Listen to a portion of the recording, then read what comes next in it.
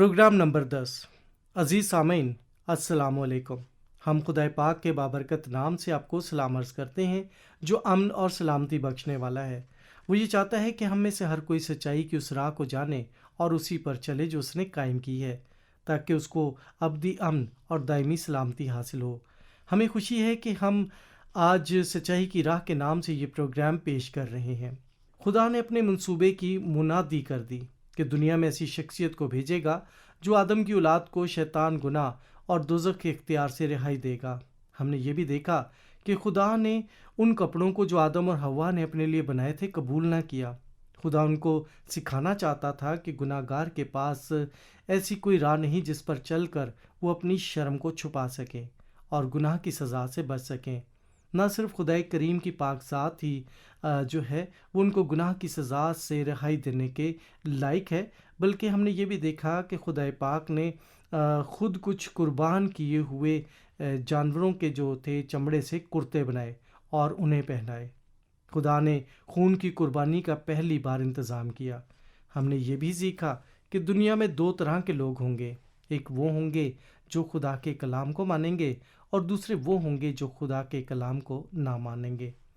आज हम सीखेंगे कि आदम के दो बेटे थे, एक काइन और दूसरा हाबिल। काइन ने खुदा को कबूल ना किया, जबकि हाबिल ने खुदा को कबूल किया। हमने ये भी सीखा कि अब आदम और हव्वा बाग अदन के बाहर रहते थे। खुदा करीम ने उनको उनकी नाफरमानी और अपनी मनमानी की वजह से बाग अदन से निकाल दिया था। अपने गुनाह के बायस वो इस नेमत से महरूम हो गए और आइंदा के लिए उनका बाग अदन में रहना नामुमकिन हो गया। उनके गुनाह ने खुदा पाक से उनका रिश्ता तोड़ दिया, लेकिन इसके बावजूद भी खुदा को उनसे प्यार था और वो उनकी फ़िक्र करता था। तो आइए अब हम तौरात शरीफ की किताब पैदाइश के चौथे बाब का मुताला करें। इसमें लिखा हुआ है, और आदम अपनी बीवी हव्वा के पास गया और वह हामला हुई और उसके काइन पैदा हुआ। तब उसने कहा, मुझे खुदावन से एक मर्द मिला। फिर काइन का भाई हाबिल पैदा हुआ, और हाबिल भेड़ बकरियों का चरवाहा और काइन कैसान था।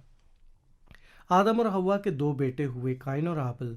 वो अपने वालिदैन की तरह गुनाहगार थे। गुनाह छूत की बीमारी की तरह उनके बच्चों में फैल गया। काइन और हाबिल को विरासत में गुनाह मिला था।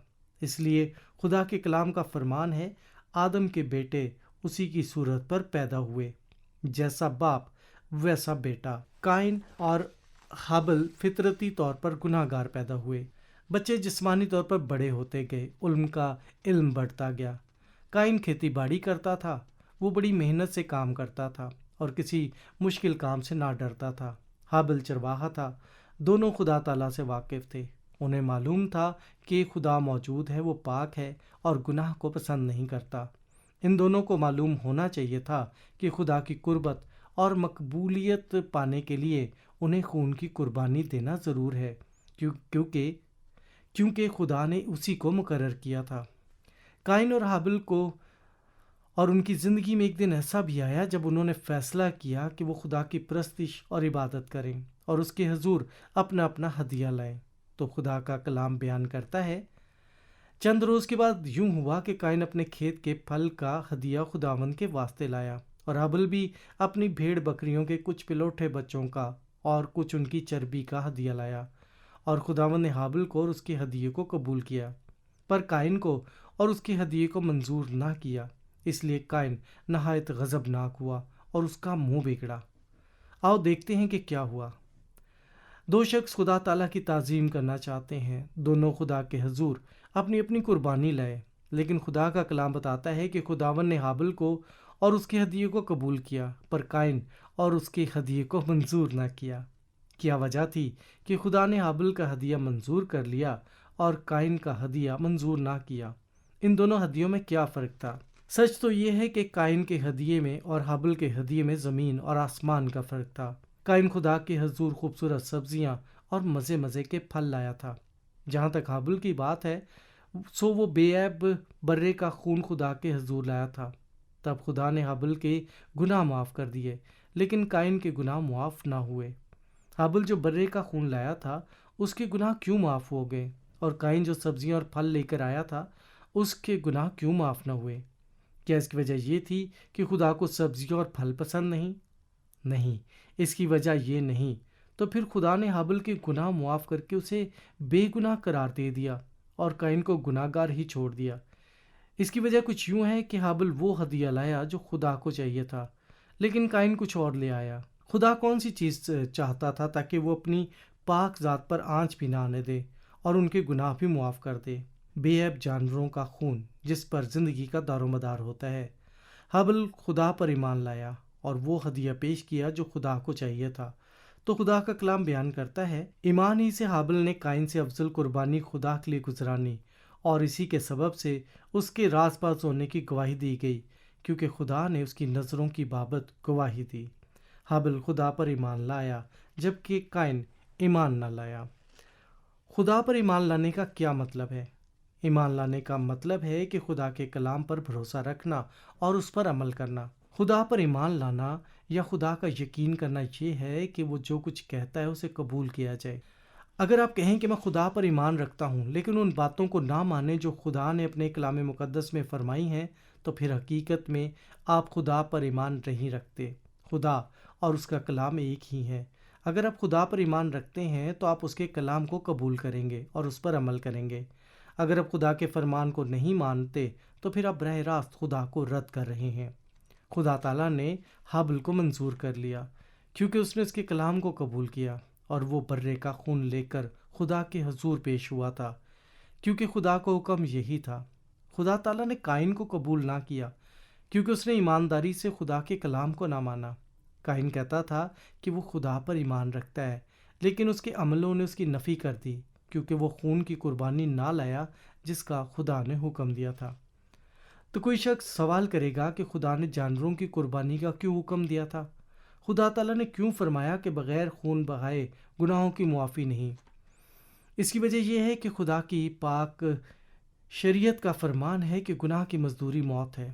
یہی وجہ ہے کہ خون کا بہایا جانا ضروری تھا۔ خدا نے یہ نہیں کہا تھا کہ گناہ کی قیمت فروٹ اور سبزیوں کی صورت میں بھی ادا ہو سکتی ہے۔ نہ خدا نے یہ کہا تھا کہ وہ گناہ کی قیمت نماز، روزے اور نیکیوں کی صورت میں لیتا ہے، بلکہ خدا کی پاک ذات نے جو فرمایا تھا وہ یہ ہے کہ گناہ کی قیمت موت ہوگی۔ خدا تعالیٰ اپنے نبیوں کے صحیفوں میں کہتا ہے کہ ہر شخص جو آدم کی اولاد ہے اس نے گناہ کیا ہے، اور خدا کے سامنے گناہ گار سزا کے لائق ہے، کیونکہ خدا پاک ہے اور وہ گناہ کو دیکھ ہی نہیں سکتا۔ تو ہر گناہ گار مرے گا اور ہمیشہ کی آگ کی سزا پائے گا۔ گناہ کی سزا بہت بڑی ہے، اور آپ اتنی زیادہ نیکیاں نہیں کما سکتے جو خدا کے سامنے سزا کو ٹال سکیں۔ گناہ کی مزدوری موت اور دوزخ کی آگ ہے۔ یہی وجہ ہے کہ نیک کام اس کی قیمت نہیں چکا سکتے۔ اس کی مثال یوں ہے، فرض کریں میں نے کسی کے بہت سے روپے دینے ہیں، میں اس کے پاس جا کر کہتا ہوں مجھے معلوم ہے کہ میں نے آپ کو بہت سے روپے دینے ہیں، میں بہت زیادہ کنگال ہو چکا ہوں اور یہ قرضہ روپے کی شکل میں ادا کرنا میرے لیے ناممکن ہے، لیکن میں یہ قرضہ اس طرح اتاروں گا کہ میں ہر روز آپ کے گھر کے صحن کی صفائی کر دیا کروں گا۔ تو میں یہ کام اس وقت تک کرتا رہوں گا جب تک یہ قرض اتر نہ جائے۔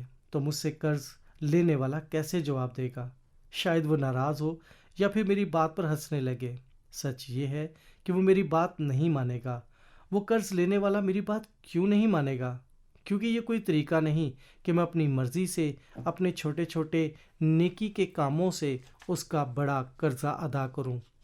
بالکل اسی طرح کوئی بھی شخص گناہ کا قرض اپنے نیک کاموں کی صورت میں ادا نہیں کر سکتا۔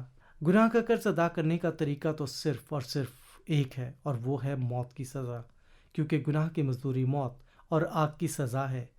اس لیے خدائے کریم قائن اور حابل کے گناہوں کو ان کی مرضی کے کاموں کے مطابق نہیں مٹا سکتا تھا۔ گناہ کا قرض چکانے کے لیے خدا نے جو آئین بنایا تھا وہ قربانی کے ذریعے خون بہانے کا تھا۔ لازم تھا کہ گناہ گار کے لیے کہ وہ شخص جان دے جو گناہ سے بالکل پاک ہو۔ گناہ کی معافی کا دار و مدار انسان کی مرضی پر نہیں بلکہ خدا کے منصوبے یعنی کفارے کی قربانی پر ہے۔ خدا نے آدم کی اولاد کے لیے معافی اور نجات کا دروازہ کھول دیا۔ پہلی نسلوں کو خدائے کریم نے حکم دیا تھا کہ ہر گناہ گار اپنے گناہ کے کفارے کے طور پر ایک بے عیب جانور لے کر اسے ذبح کرے۔ یہ بے عیب جانور گناہ گار کے گناہوں کا کفارہ بنے۔ اس قربانی کے خون کے باعث خدائے کریم آدم کی نسل پر رحم کرتا اور کچھ وقت کے لیے ان کے گناہ ڈھانپ دیے جاتے۔ لیکن جانوروں کا خون گناہ کی قیمت ادا نہ کر سکتا تھا، کیونکہ جانوروں کی قیمت آدمیوں کی قیمت کے برابر نہیں ہو سکتی۔ اسی وجہ سے خدا کا کلام فرماتا ہے کیونکہ شریعت جس میں آئندہ کی اچھی چیزوں کا عکس ہے اور ان چیزوں کی اصل صورت نہیں، ان ہی ایک کی طرح قربانیوں میں سے ہے جو ہر سال بلا ناغہ گزرانی جاتی ہیں، پاس آنے والوں کو ہرگز کامل نہیں کر سکتی، کیونکہ ممکن نہیں کہ بیلوں اور بروں کا خون گناہوں کو دور کرے۔ پس جانوروں کی قربانی کے متعلق یاد رکھنے والی اہم بات یہ ہے کہ یہ قربانیاں نجات دہندے کی اس قربانی کو ظاہر کرتی ہیں جو پوری نسل انسانی کے واسطے پیش ہونے والی تھی، اس نجات دہندے نے جس کا وعدہ خدا نے خود کیا تھا۔ ایک ہی بار سب کے گناہوں کے واسطے قربان ہونا تھا تاکہ وہ ناراستوں کو راست باز بنا کر خدا کے سامنے حاضر کرے۔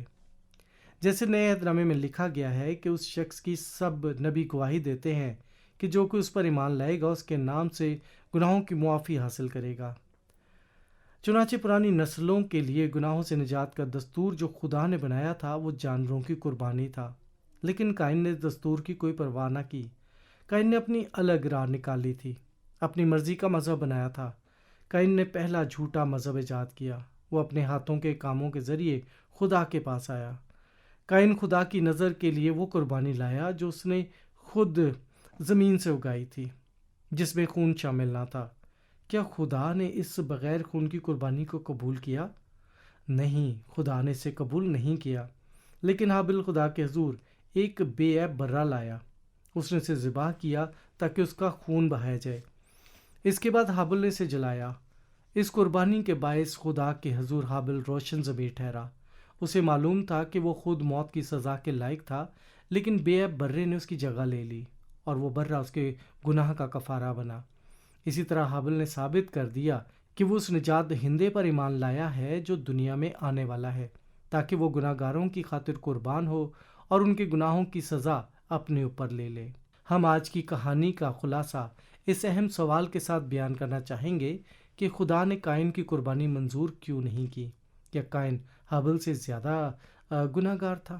اس کی وجہ یہ نہیں، وہ دونوں ہی گناہ گار تھے، دونوں نے خدا کے حضور قربانیاں گزرانی۔